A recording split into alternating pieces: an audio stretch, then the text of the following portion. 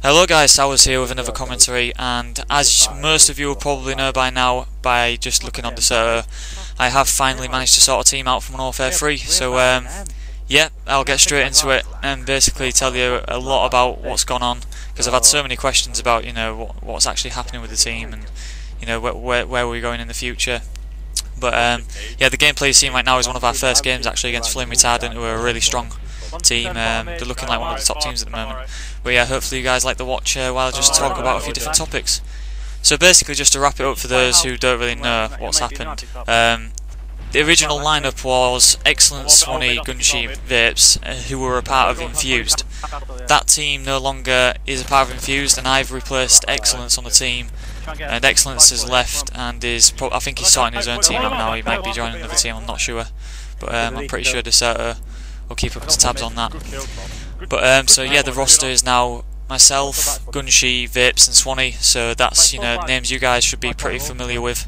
You know, they're all experienced players with many achievements, so you know, things are looking pretty good in terms of the lineup, and we've played a few scrims already and things just seem to click, so yeah, looking good in that sense. But just to explain the whole team name and things like that, because that's been one of the main questions, is who the hell are Prophecy? Well, Prophecy is the name we've come up with to make for the team. So the team has broke away from Infused. We're no longer a part of Infused as an organisation. We're not contracted by them. They sponsor the team now.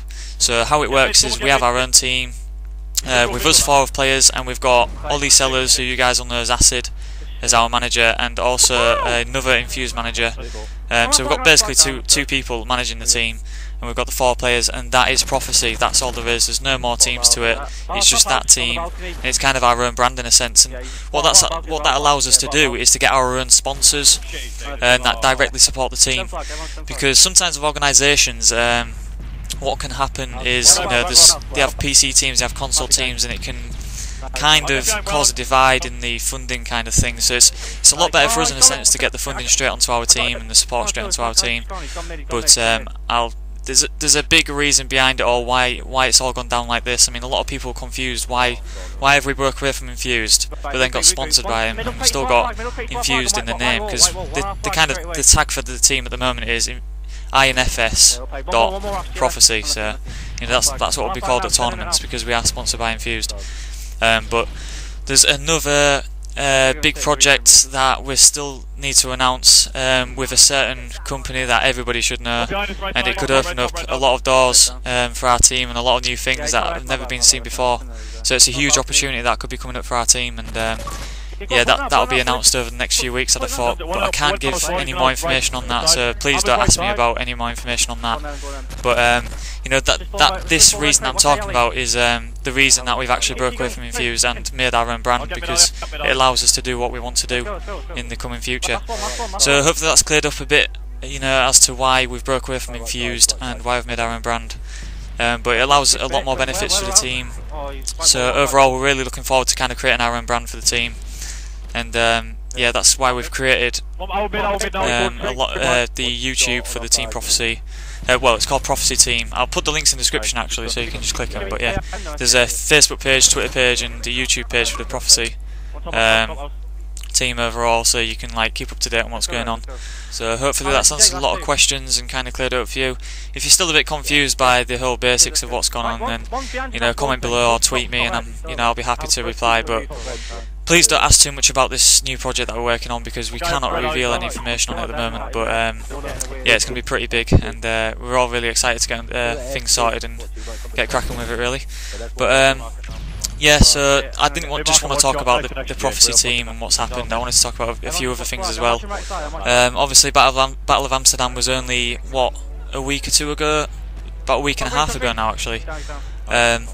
And I predicted Who Are We to win. Well, I did say 3 Core Legends in the video, but they were called Who Are We at the event, and they came 3rd. But they didn't do too bad. They got to the winner bracket final, so you know, I thought I was onto a winner up until the winner bracket final. But yeah, they didn't do too bad. They came 3rd. Obviously, Epsilon won it. They came through the loser bracket to beat Infused in the final, and I managed to watch the final actually.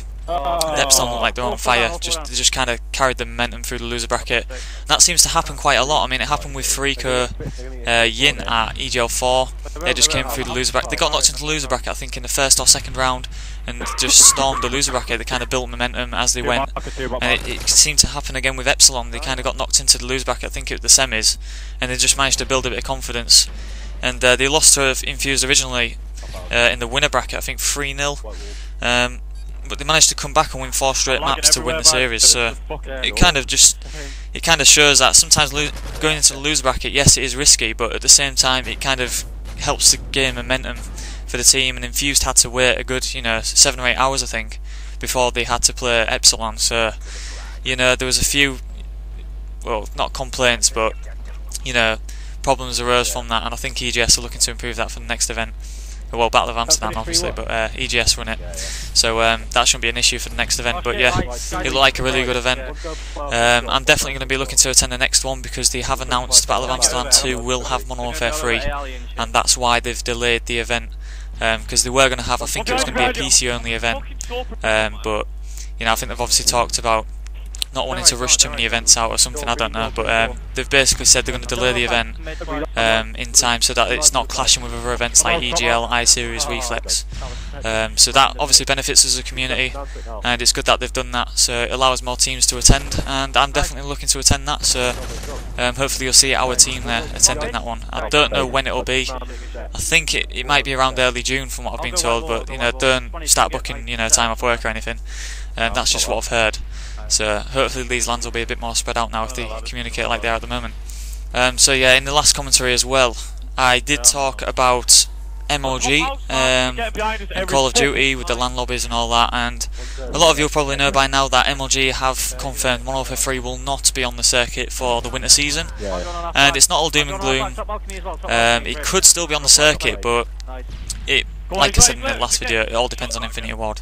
But the winter season basically lasts for 2 events, so the first 2 events will not have COD, they'll have Halo, StarCraft and some other game, I don't know what it is, but yeah, so the first 2 events, COD will not be there, and the only way it will be on the circuit is if Activision or Infinity Ward or whoever does it, puts in LAN lobbies, and it's highly likely that they won't by the sound of it, because I don't know what's going on, but let's just say Treyarch is probably the only Call of Duty maker we can actually trust to support our community at the moment. But that thing that Robert Bolin, is it? Yeah, Robert Bolin. He's the I think he's the community manager, and everybody was tweeting him on Twitter, about doing the LAN setups, and I think it's Woody's Gamertag made a video.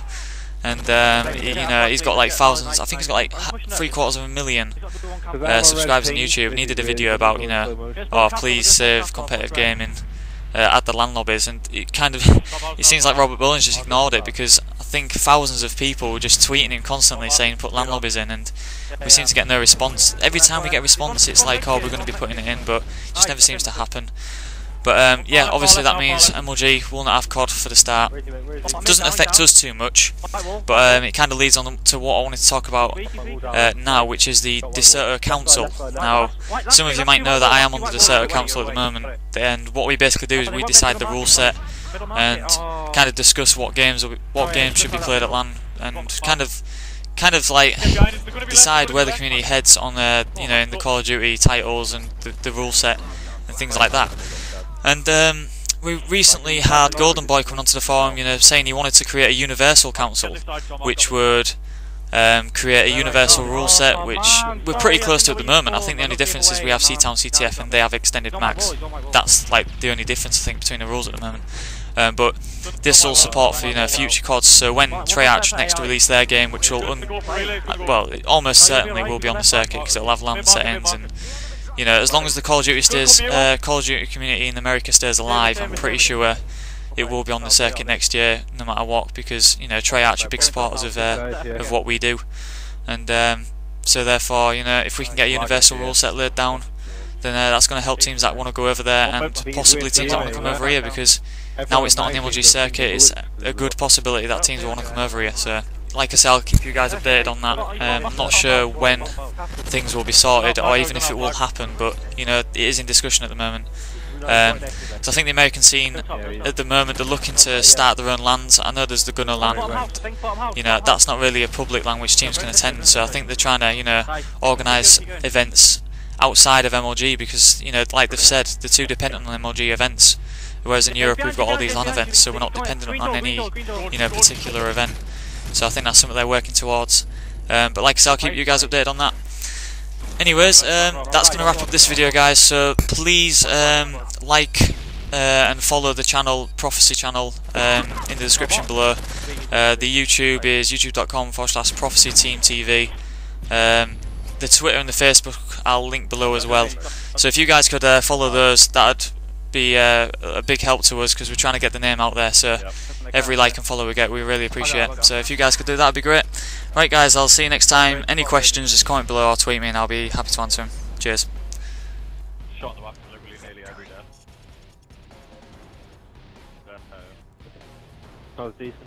There's honestly nothing wrong with it, Mark. It's fair, right?